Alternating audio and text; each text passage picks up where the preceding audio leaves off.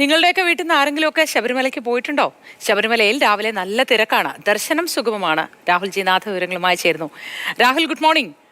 സ്വാമി ശരണം എന്ന് പറയുന്നതായിരിക്കും ശരിയെന്ന് തോന്നുന്നു. അവിടെ ഇന്ന് നല്ല തിരക്ക് അനുഭവപ്പെടുന്നുണ്ടല്ലേ? കാര്യങ്ങളെല്ലാം ഭംഗിയായിട്ട് തന്നെ മുന്നോട്ട് പോകുന്നില്ലേ? Good morning Modi. എന്നത്തെയും പോലെ കാര്യങ്ങളിവിടെ ഭംഗിയായി മുന്നോട്ട് പോവുകയാണ്.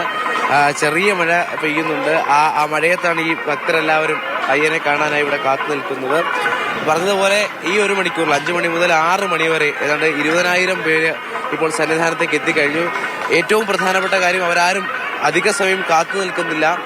അവരെ പെട്ടെന്ന് കടത്തിവിടാൻ കഴിയുന്ന തരത്തിലുള്ള കാര്യങ്ങളാണ് നടക്കുന്നത്. ആർക്കും അധിക സമയം കാത്തു നിൽക്കേണ്ടി വരുന്നില്ല എന്നുള്ളത് തന്നെയാണ് ഏറ്റവും വലിയ ആശ്വാസം. 18 പടിയുടെ ദൃശ്യങ്ങൾ നമുക്ക് കാണാം. പെട്ടെന്ന് തന്നെയാണ് പോലീസ് അയ്യപ്പന്മാരുടെ സഹായത്തോടുകൂടി അവർ 18 പടികളും കടന്ന് അയ്യപ്പ സന്നിധിയിലേക്ക് എത്തുന്നത്.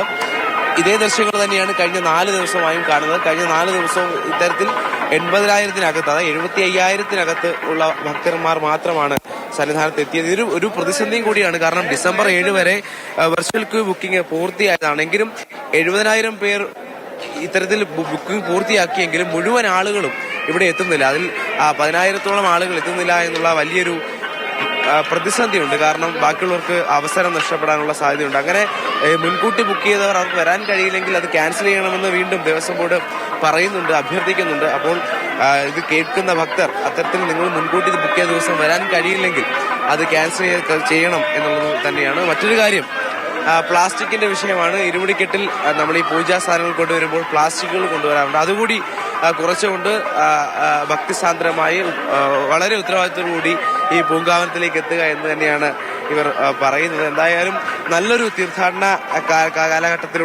കാലത്തിലൂടെയാണ് നമ്മൾ കടന്നു പോകുന്നത്. ഏതാണ്ട് 4 ദിവസങ്ങൾക്ക് മുൻപാണ് 87,000 പേരെത്തി ഏറ്റവും കൂടുതൽ ഭക്തരെത്തുന്ന ഒരു ഘട്ടം ഉണ്ടായിരുന്നത്.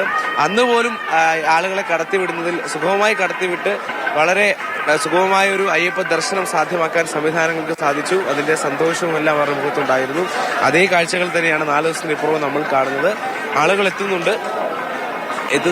എന്തായാലും എല്ലാവരും നമുക്ക് ദൃശ്യങ്ങളിൽ കാണാം, അധികം കാത്തു നിൽക്കാതെ മുന്നോട്ട് നടക്കുകയാണ്. ആകെ ഒരു കാത്തുനിൽപ്പ് ഉണ്ടാകുന്നത് വലിയ നടപ്പന്തലിലാണ്. അതും വലിയ സമയം നീണ്ടു നിൽക്കുന്നൊരു കാത്തിരിപ്പല്ല.